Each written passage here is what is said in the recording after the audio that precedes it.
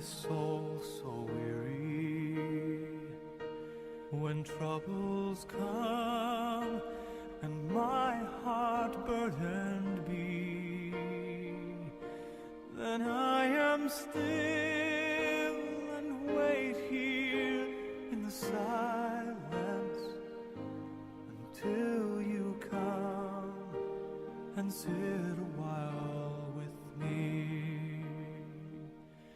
You raise me up. 요한계시록 3장 19절 말씀에 이런 말씀이 있습니다.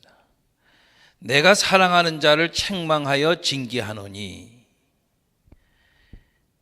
우리가 자녀를 키우다 보면요, 매를 들 때가 있죠. 저도요, 아이들을 키우면서 말을 알아들을 때부터 매를 들기 시작한 것 같아요. 예를 들어서 서로 싸운다거나 교회에서 조용히 예배 안 드리고 그러면 집에 와서 꼭 매를 들었던 기억이 납니다. 여러분, 근데 왜 그럽니까? 사랑하니까요. 만약에 남의 자식이면 상관할 일이 뭐 있겠어요? 나는 주님을 사랑하는데 왜 나를 징계하시나?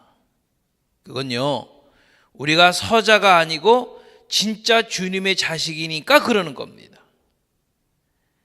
진짜 주님의 자식이니까 사랑의 매를 들은 거란 말이죠. 그 매는 가슴으로 때리는 매예요. 세게 때리지만 그러면 안 돼. 잘못된 길로 가는 거야. 제발 정신 차려라. 그래야 인생에서 실패하지 않는 거야. 가슴으로 눈물을 흘리면서 때리는 거란 말이죠. 정말 미워서 때리는 게 아니란 말이에요. 그렇게 사랑하면서 매를 때리면 맞는 자식은 언젠간 그건 알죠. 그래서 부모님이 나를 사랑하시기 때문에 매를 때리신 거구나 알고요, 깨닫고요, 고치고 돌아온단 말이죠. 만약에 때리지 않는다, 그건 무관심하거나 친자식이 아닐 겁니다. 마음대로 막 사는데도 매가 없다, 그건 주님이 관심 없어 하시는 거나 주님의 자식이 아닌 거예요.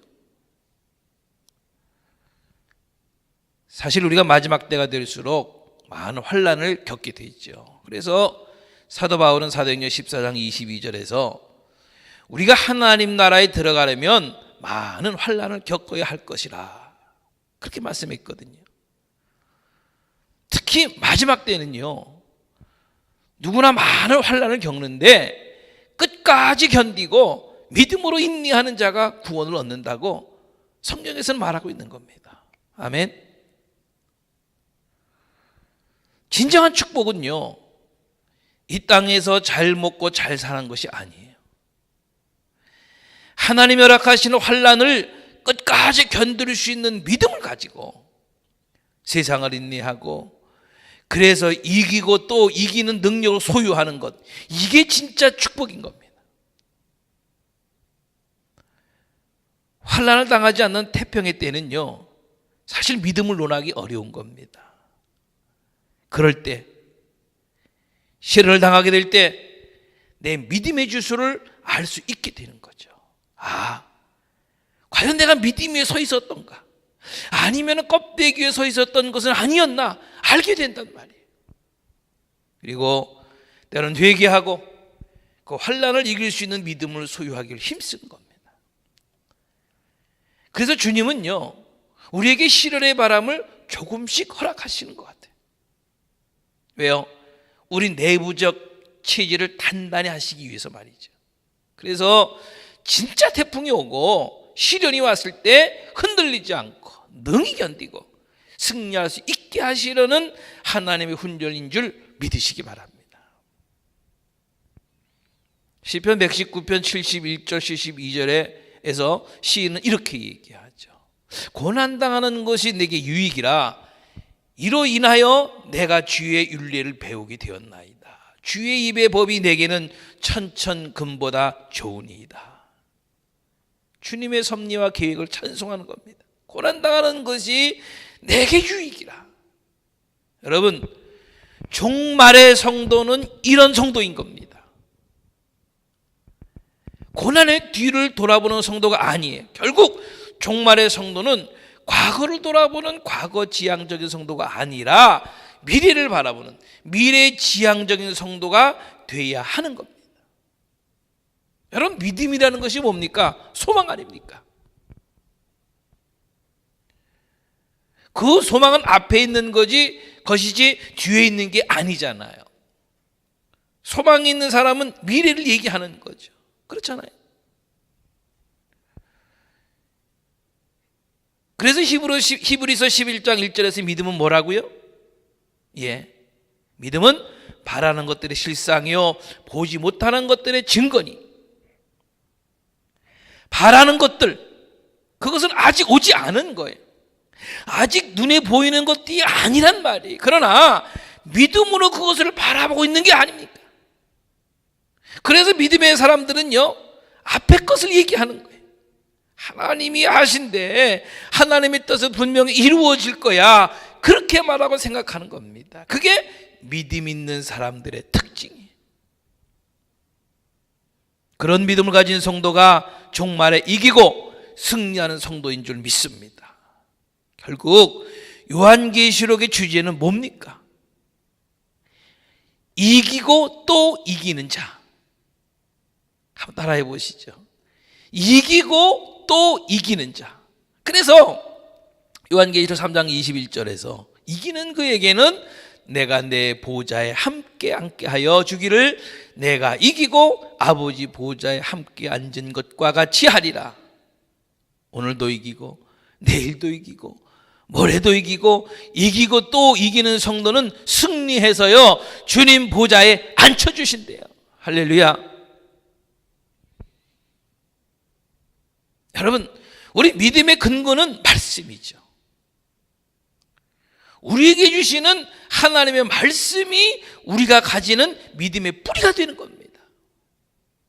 그래서 로마서 10장 17절에 그러므로 믿음은 들음에서 나며 들음은 그리스도의 말씀으로 말미암았느니라. 여러분, 양은 뭐를 의지해서 살아가느냐 하면요, 양은 목자의 소리에 전적으로 의존해서 살아가는 짐승이거든요. 양은요, 양의 눈은 불과 앞에 1.2m만 볼 수 있다는 겁니다. 그래서 양은 전적으로 목자의 소리를 의지해서 산다는 거예요. 시편 23편 1절에 여호와는 나의 목자시니, 시편 44편 11절에 주께서 우리를 잡아먹힐 양처럼. 성경에서는요, 우리는 양이고 주님은 목자로 표현하시는 거죠. 우리는 주님의 양이라고 볼 때에 우리는 주님의 음성, 그 말씀을 의지해서 전적으로 살아가야 되는 거예요. 그 소리를 들어야 되는 거예요. 그래야 살 수 있어요. 그 소리를 듣지 않고 내 멋대로 멀리 떠나 있다가는요, 언제 이리가 와서 마귀가 와서 나를 삼킬지 모른단 말이에요. 종말이 오면 올수록 진리의 말씀인 하나님의 말씀에 귀를 기울이고 그 음성이 들려지는 복을 받기를 축원합니다.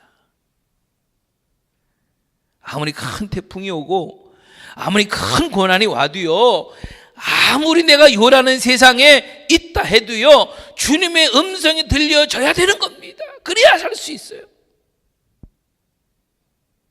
주님의 양은 주님의 소리를 들을 수 있어야 된다니까요. 그래서요, 말씀이 없으면 소망이 없고요, 말씀이 없으면 미래가 없는 겁니다. 여러분, 종말에 왜 교회가 중요한가? 그것은요, 하나님의 말씀이 들려지는 곳이 교회이기 때문이에요. 아멘. 교회로 와서 하나님의 말씀을 들어야 됩니다. 그리고 그 음성을 들어야 사는 겁니다. 여러분, 왜 마귀가요, 오늘 이 종말의 때에 교회를 무너뜨리려고 하는 줄 아세요? 교회를 분열시키고요, 깨지게 하고요, 목사가 타락하게 만들고요, 그래서 성도로 하여금 교회를 떠나가게 하고요, 성도 간에 서로 상처를 주어서 교회를 떠나가게 하고요. 왜 그럽니까? 그것은 교회를 무너뜨리고 교회를 떠나게 해서 하나님의 말씀을, 그 음성 못 듣게 하려는 거예요. 그래서요, 교회가 건강해야 되는 겁니다. 교회가 병들면요, 성도가 병들게 돼 있어요.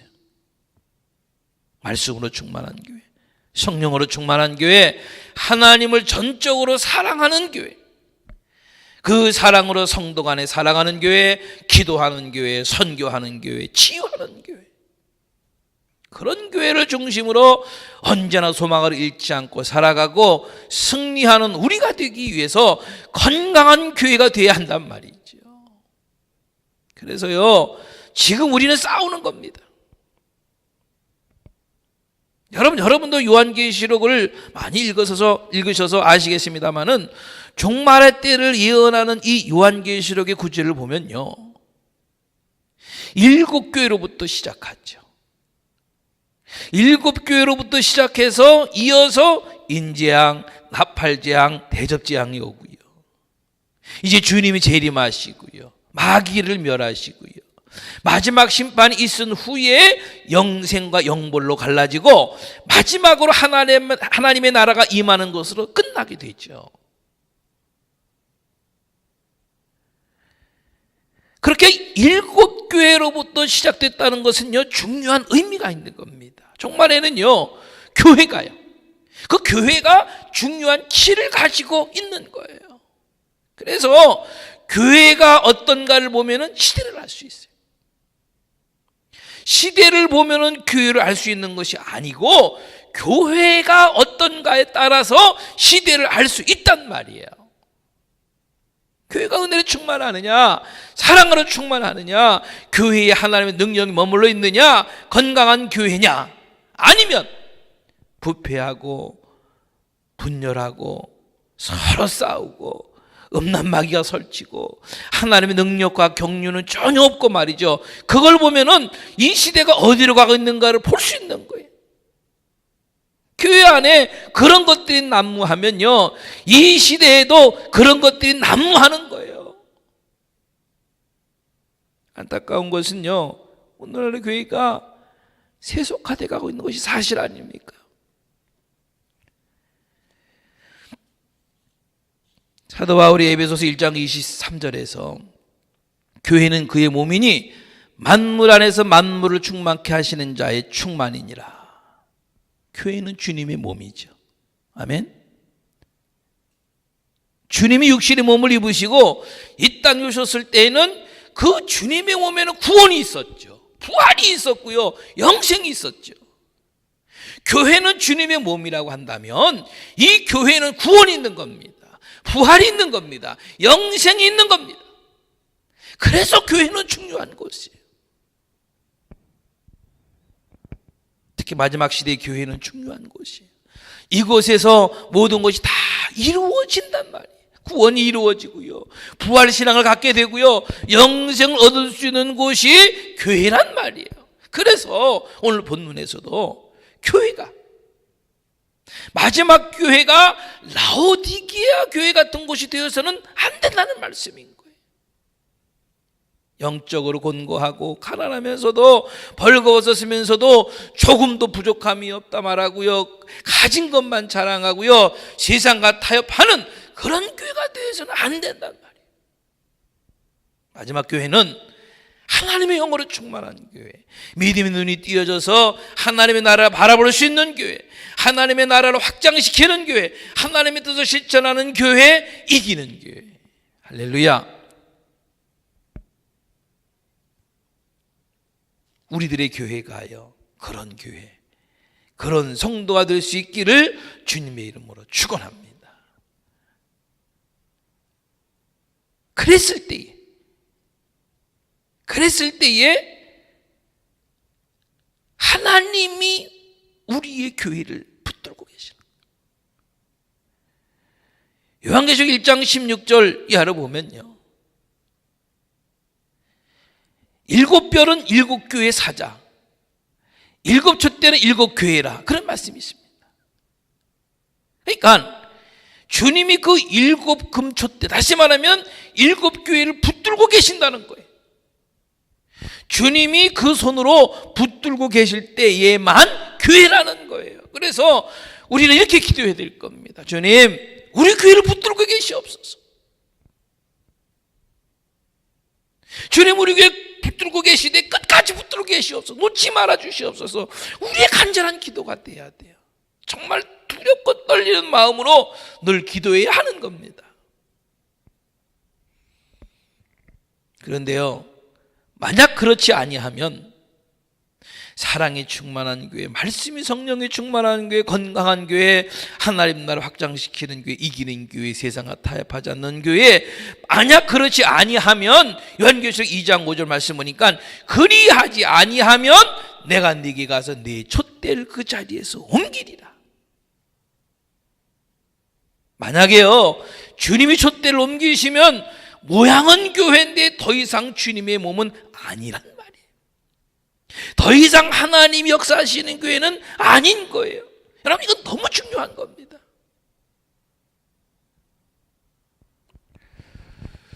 이 말씀은 다음에 더 드리려고 합니다만, 여러분, 결론으로 다시 한번 말씀드리려고 합니다. 우리 교회는요, 라오디게아 교회같이 영적으로 곤고하고 가난하면서도 벌거벗어 쓰면서도 조금도 부족함이 없다 말하고 가진 것만 자랑하고 세상과 타협하는 그런 교회가 되지 말고요, 하나님의 영으로 충만한 교회, 믿음의 눈이 띄어져서 하나님 나라 바라볼 수 있는 교회, 하나님 나라를 확장시키는 교회, 하나님의 뜻을 실천하는 교회, 이기는 교회, 언제나 그런 교회, 그런 성도가 될 수 있기를 주님의 이름으로 축원합니다. 이것이 바로 이 말세의 때에 교회가, 성도가 가져야 되는 신앙이에요.